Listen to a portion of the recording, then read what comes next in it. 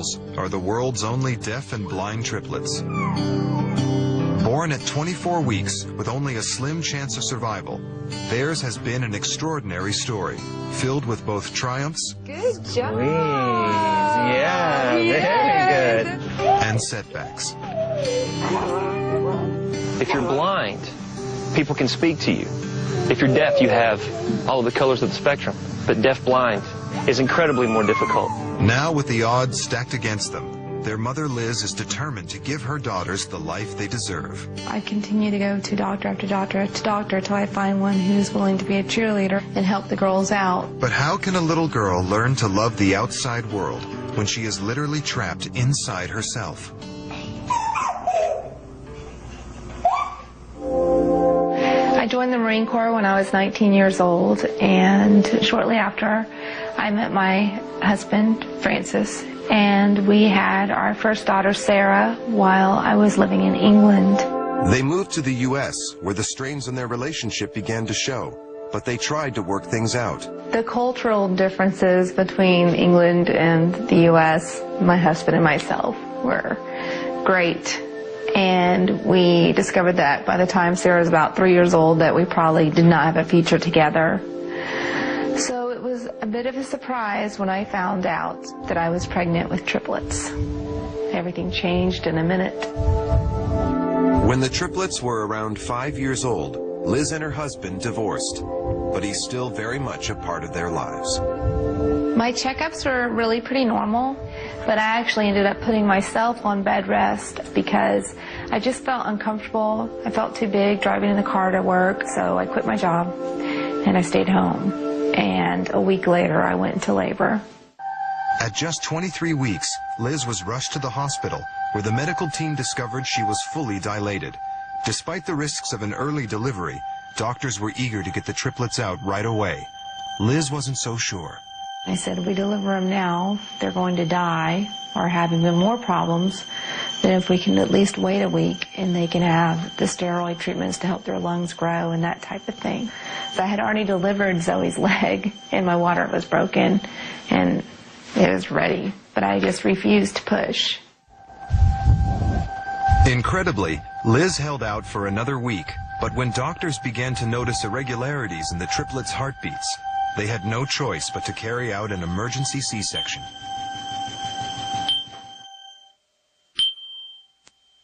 I remember laying on the OR table and them delivering the babies and putting them in incubators and rolling them by, and they didn't look bigger than bullfrogs. I remember feeling terribly frightened for them. I couldn't talk for 2 days. I couldn't move my face. It was an absolute shock. And my mom came up to the hospital and made me go in the NICU and see the girls for the first time. And then once I saw them, they were my babies and everything was okay. I mean, I just loved them. But while all 3 newborns managed to survive the first 48 hours, they were over 3 months premature and still at risk of a long list of complications. The doctors told me there was a 50% chance that they would have mental retardation or cerebral palsy. There was a 90% chance that they would die within the first 10 days. They told me they were going to be on ventilators, and that infection was something we were going to be worried about the entire time. I mean, they told me the facts. All Liz and her family could do was wait and hope. It seemed like an eternity, but as the weeks dragged on, one by one, the babies grew stronger. Sophie came home at about 4 months. Emma came home at 5 months, and Zoe came home at 6 months. And when I got all my babies home, it was one of the happiest days of my life to be out of the hospital. But the triplets' problems were far from over. Just a few days after her discharge from the NICU, Liz began to notice something strange about her daughter, Emma. I thought she looked like she wasn't seeing, even though the doctor told me that she could see. So I made an appointment with another doctor, and that doctor told me Emma was blind. And that doctor also saw Zoe and told me that Zoe was blind. The triplets' blindness was a result of retinopathy of prematurity, ROP, or abnormal blood vessels cause damage to the eye's retina. After I got over the shock of it, it was devastating to me. It was a shattering revelation to Liz's entire family. But incredibly, there were more problems to come. Zoe started to lose her hearing first. And one of the first things I noticed was that she quit playing with one of her favorite toys. And it was this cube, and you push the button and that instrument would play. And you push the button on this side and a different instrument would play. And it was her favorite toy. And I would bring it to her, and she would push the buttons and get real frantic and then throw a fit. And I thought, why is this not her thing to play with anymore? And Sophie and Emma, I noticed, weren't responding to my voice. They had what is called ototoxicity. And ototoxicity means ear poison. And 2 of the antibiotics the girls received when they were in the NICU to keep them healthy caused ear poison. But at that time, it was life or death. And they were just fighting to keep them alive, no matter the collateral damage. When they were losing the hearing, the girls didn't know what was happening to them. And my babies, who were happy and thriving, all of a sudden didn't want to eat and were punching themselves in the face and banging their heads on the floor. The little girls who were starting to walk were now in the fetal position on the floor and couldn't do anything, and going all the way back to square one after fighting so hard to get to where we were was devastating. For Liz, the burden of raising 3 deaf-blind babies quickly became too much to bear. There were times that I had to leave my house and go stand in the garage because I thought, I can't do this anymore, and I don't know what I'm going to do. You know, I don't know if I'm going to hurt them or hurt myself.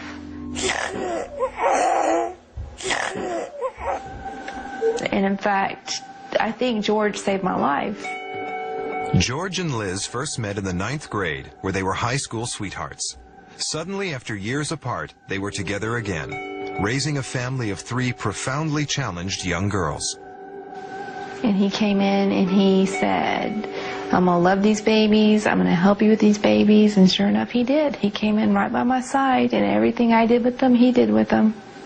From learning to fix their hair, to put the eyeballs in, to going to speech therapy appointments and dressing them, and every single thing I did, I could look over and see George doing it with me. And I hesitate to think what would have happened had he not come into my life at that time.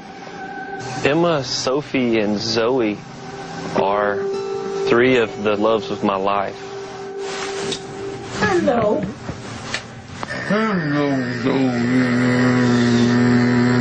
When I first met these kids and Liz told me the mountain that they faced, I couldn't turn away from that.